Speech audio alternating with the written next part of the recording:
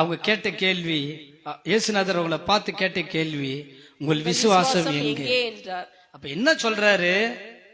எத்தனை உன் வாழ்க்கை படகு மூழ்கிற அளவுக்கு சில பேர் சொல்றாங்கல்ல, என் குடும்பமே மூழ்கி போயிடுச்சு, கடத்துல நாங்க மூழ்கிட்டோம், வியாதியில மூழ்கி போயிட்டோம், பிரச்சனையில மூழ்கி போயிட்டோம்.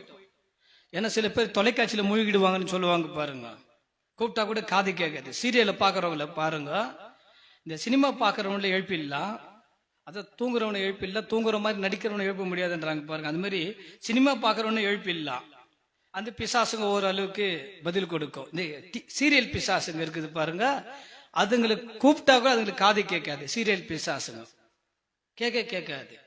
எவ்வளவு பிரசங்கம் பண்றோம், என்கிட்ட வந்து சொல்றாங்க, நீங்க எவ்வளவு பிரசங்கம் பண்றீங்களே ஒரு மாற்றமே இல்லையே. முதல் சொல்றவங்க கிட்டே மாற்றம் இல்லை, பேசுறவங்க கிட்டே மாற்றம் இல்லைன்னு வச்சுங்க. நம்ம எல்லாம் மாற்றப்பட வேண்டியவங்க. நம்ம சினிமா சீரியலு அதுக்கெல்லாம் அடிமை கிடையாது. சினிமா உட்காந்து பார்த்துக்கின்னு, சீரியல் உட்காந்து பார்த்துக்கின்னு, மணிக்கணக்கு அதே ஆன வாயை திறந்துக்கின்னு, 8 மணிக்கு என்ன சீரியலு, 9 மணிக்கு என்ன சீரியலுன்னு சொன்னீங்கன்னா, இங்க ஒரு சீரியலு இங்க ஒரு சீரியலுன்னு அங்கங்க முட்டிக்கு கத்த தட்டுவாரு. பிரச்சனையும் உங்களுக்கு டெய்லி உங்க வீட்டுல இருக்கும். சீரியல் மாதிரி பிரச்சனைக்கு என்ன இல்ல, பஞ்சம் இல்லை. உங்க வீட்டுல தான் பிரச்சனை, உனக்கு தான் வியாதி, உனக்கு தான் சாப்பாட்டுக்கு திண்டாட்டம், பிசாசுக்கு உன்னை பார்த்து கொண்டாட்டம். நீ என்ன செய்யற? நீங்களே பாருங்க, உங்க முகத்துக்கு சீரியல் ஒரு கேடா? நீங்களே பாருங்க, உங்க வீட்டுல அவ்வளவு பிரச்சனை இருக்குது, பிரிவினை இருக்குது, போராட்டம் இருக்குது. உன் கண்ணுக்கு எங்கிருந்து தூக்கம் வந்துடும்?